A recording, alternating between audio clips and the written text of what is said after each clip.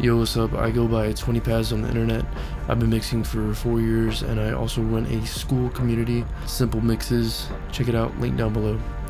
Today I'm just going to be talking about leveling and how to make that so much easier for you, walking you through the 3 things that I personally do to make it super simple. Let's start. Now, the first thing that I do is I mix with the channel rack. Now, if you're familiar with FL Studio, you know exactly what I'm talking about. Most people, they use the mixer. I do not, and I'll tell you why. This is just so that I do not look at any meters that are reading any type of numbers. I don't want to just look at the meter. I want to use my ears and trust in my ears, and hopefully, if you're doing the same, you have equipment that you can put your trust into, knowing that your ears will get a good response out of your playback system, like your headphones, speakers, whatever that you're listening to. I personally mix on Hyphaman headphones via Ananda Nanos. If you know, you know.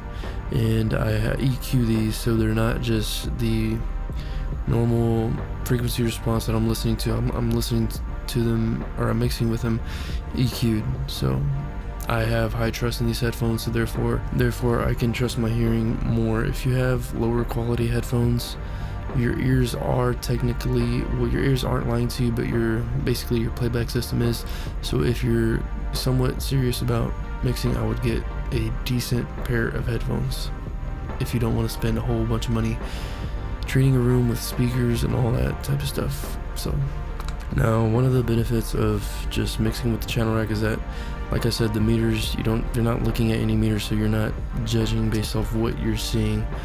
And there is technically metering for the channel rack, but it's all the way in the top left in very, very, very small text, so it's not rewarding to look at it. Like, you would have to take your eyes off the center of your screen, look all the way up, and then focus in just to see where you're at.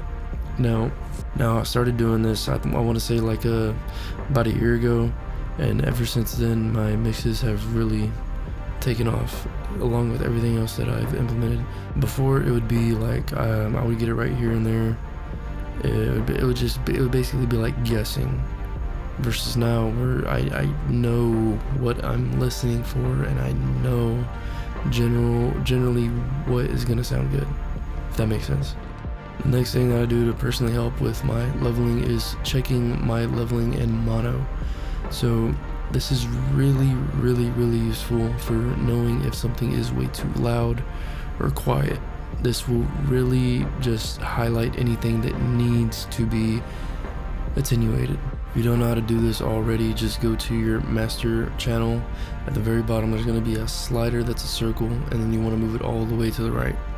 And this will just put the track in mono. Now, if you use Mixbox like I do, there's just a button on there that will automatically collapse it to mono, and in my opinion, just sounds way better that using Mixbox's mono versus the mono in FL Studio. It just sounds like it has way better quality and actually doing what it's intended to do. Now, thankfully, I have very monocentric headphones, so the stereo image isn't the best, but it's also not bad either. All this just means is that I don't really have to worry as much checking it in mono, because I know generally it's going to be right, but I still do it anyways.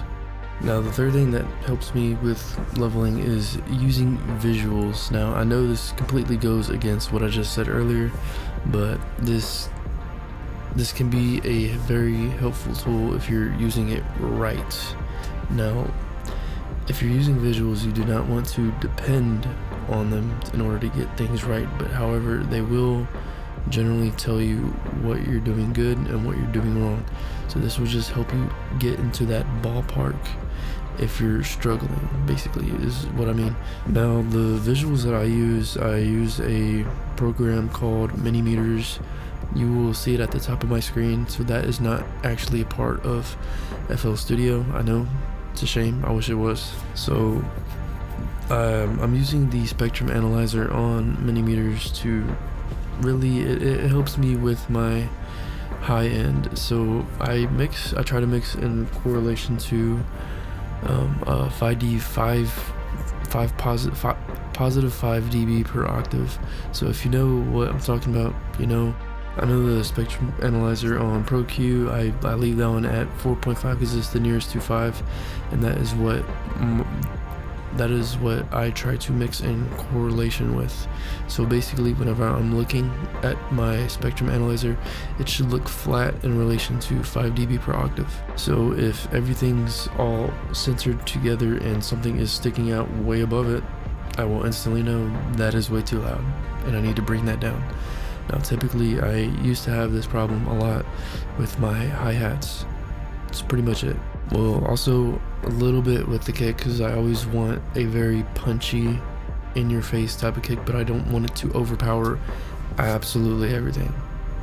I want it to be balanced, just as the whole entire goal of mixing is to balance everything out. Now, this is not something that you should be depending on. I do not depend on this. This is just something that I double check basically. So I do everything using my ears, and then I'll double check using this, and then I'll double check in mono. Remember, this is just a tool. Do not depend on it. If you want me to deep dive into mini meters and how I use it to help me mix, just leave a comment down below asking. And that's it for today. Peace.